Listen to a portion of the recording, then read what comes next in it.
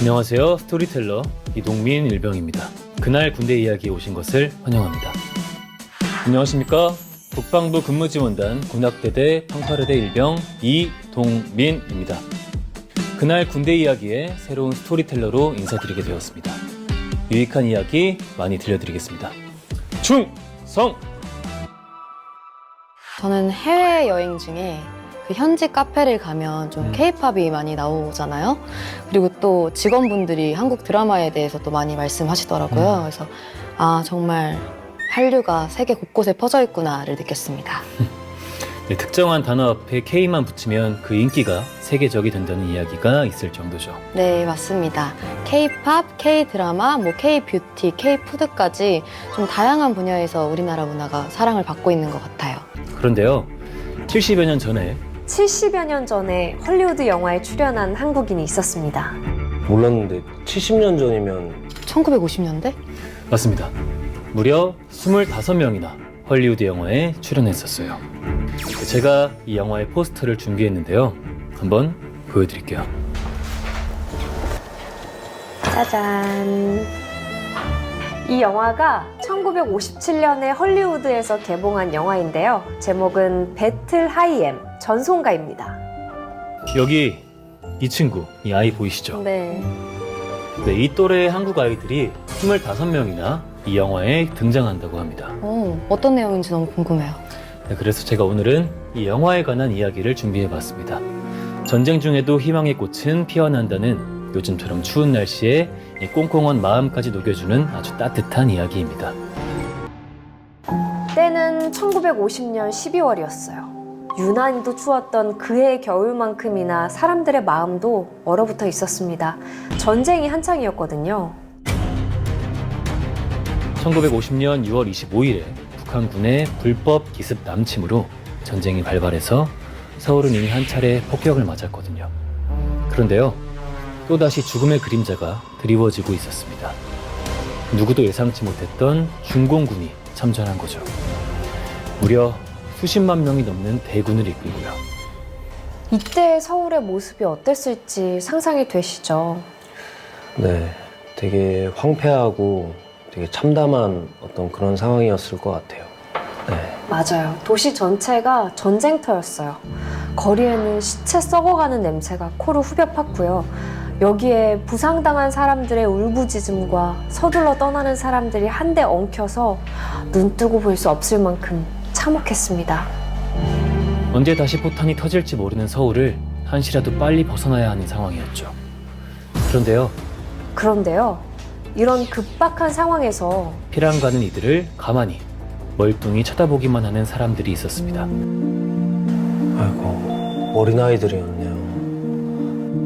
저마다의 안타까운 사연으로 부모의 손을 놓쳤죠. 하루아침에 고아가 됐습니다.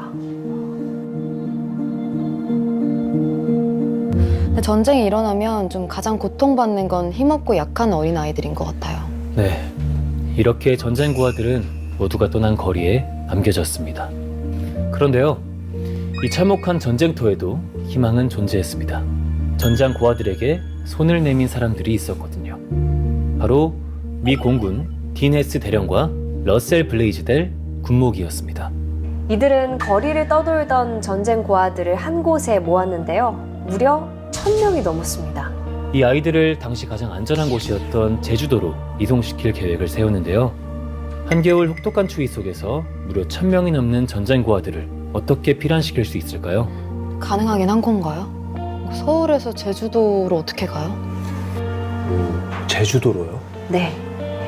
블레이즈델 군목은 백방으로 알아보다가 가까스로 배편을 마련했어요. 한겨울에 배를 타고. 트럭 한 대로 아이들을 10차례나 넘게 번갈아 태우면서 인천항에 도착했습니다. 무려 3일이나 걸렸어요. 와, 며칠이 걸려도 포기하지 않고 그래도 아이들을 전부 이동시킨 거네요. 얼마나 좋았을까. 그럼 이제 제주도로 갈 수 있잖아요. 그쵸. 그치만 이들 기다린 건 100명도 탈 수 없는 작고 아주 낡은 배였습니다. 하지만 이대로 여기서 포기할 수는 없었습니다. 그냥 포기해버리면 아이들은 어떡해요?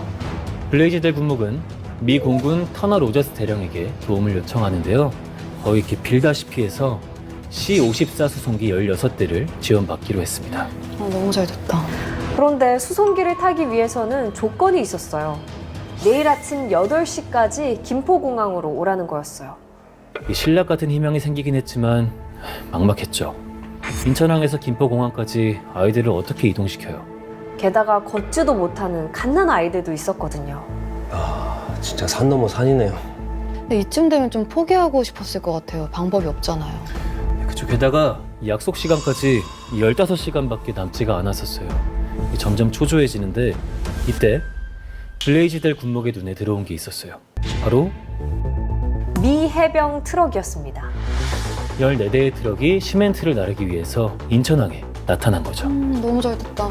근데 이 전쟁 중인데 아이들을 태워줄까요? 네, 그것도 그렇고 이 시간이 얼마 남지 않았는데 이 절차대로 하다 보면 어느 세월에 이 트럭을 빌릴 수가 있겠어요. 그렇죠. 더 지체하면 안 되죠. 그래서 블레이즈대 군목은 상부의 명령이라고 거짓말을 했습니다. 상부의 명령이니 당장 모든 작업을 중단하고 김포공항까지 아이들을 태워서 옮기라고 지시했어요. 희망의 꽃은 피어난다라고 했던 거 기억하시죠? 네. 다행히 수송기는 이들을 기다리고 있었습니다. 조종사들은 입고 있던 외투를 벗어서 한 손으로 아이들을 감싸 안고 다른 손으로 사다리를 잡고 탑승했습니다. 마지막 아이가 비행기 안으로 걸어 들어가 문이 닫히는 순간 어떤 심정이었을까요? 굉장히 뿌듯했을 것 같아요. 이게 뭔가 한두 명도 아니고 또 무려 1000명이나 되는 아이들의 목숨을 또 구한 거잖아요. 맞습니다. 디네스 대령은 내가 느꼈던 그 지극한 감사와 안도감은 내 평생 2번 다시 찾아오지 않을 것이라고 회고했다고 합니다. 12월 20일 전쟁구와 1000명을 태운 미 공군 수송기는 무사히 목적지인 제주도에 도착했습니다. 이들의 도움을 받은 전쟁구와들이 미국으로 건너가서 이 영화에 출연을 한 거예요. 진짜 영화보다 더 영화 같은 이야기네요. 네. 이 영화는 디네스 소령과 블레이즈대 군목이 실제로 겪었던 유모차 공수작전의 이야기를 담고 있는데요.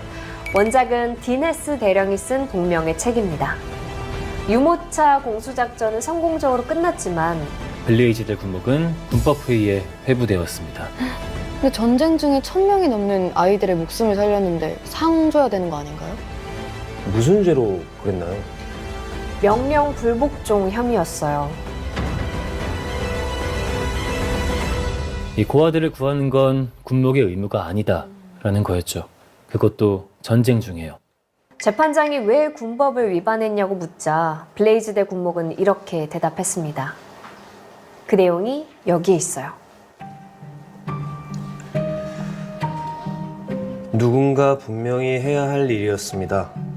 제 임무가 죽음에 내몰린 아이들을 죽게 놔두는 거라면 저는 지금 바로 전역하겠습니다.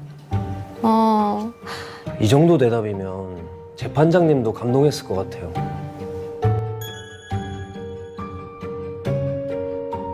블레이즈드 군목 같은 경우는 평소 이제 종교인이잖아요. 목사로서 사람을 구해야 된다라는 어떤 사명, 인도주의적인 신념이 강했던 사람이고요. 특히 전쟁의 참상을 계속 목격해 왔기 때문에 그러한 신념이 더욱더 강화된 거라고 볼 수 있습니다.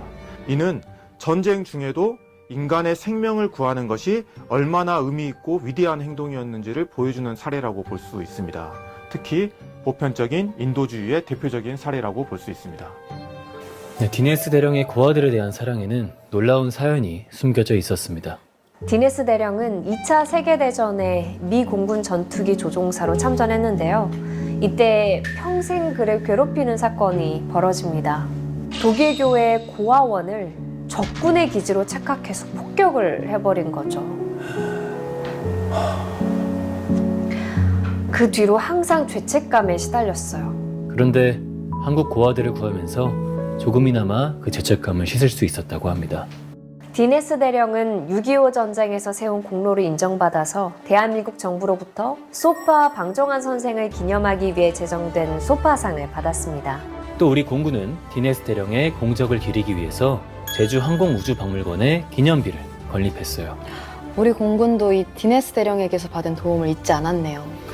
또 한 사람, 유모차 공수작전으로 한국판 쉰들러 리스트의 주인공이라는 별칭을 얻은 블레이즈대 군목은 정전협정이 체결된 뒤에도 꾸준히 우리나라를 방문해서 전쟁 고아들을 지원했습니다. 광주 충현원에는 그의 업적을 기리기 위한 동상이 세워져 있어요. 오늘 이야기를 듣고 어떤 생각이 드셨나요? 저희를 도와준 미군에게 참 감사한 마음이 들고 미군은 수많은 전쟁에 참전해서 활약을 했잖아요. 이 유모차 공수작전이야말로 미군이 자긍심을 느껴도 좋을 명예롭고 좀 위대한 작전이 아닐까 하는 생각이 들었습니다. 전쟁에서는 적을 이기는 게 우선처럼 보이지만 이 작전은 전쟁 속에서도 사람을 지키는 것이 군의 본질이라는 사실을 보여줬습니다. 유모차 공수작전은 우리에게 이렇게 말합니다. 방함이란 누군가를 이기는 힘이 아니라 누군가를 지켜낼 수 있는 힘이라고. 전쟁 속에서도 아이를 안아 올릴 수 있었던 마음, 가장 약한 사람을 지킬 수 있을 때 그 나라가 진짜로 강해질 수 있다고요.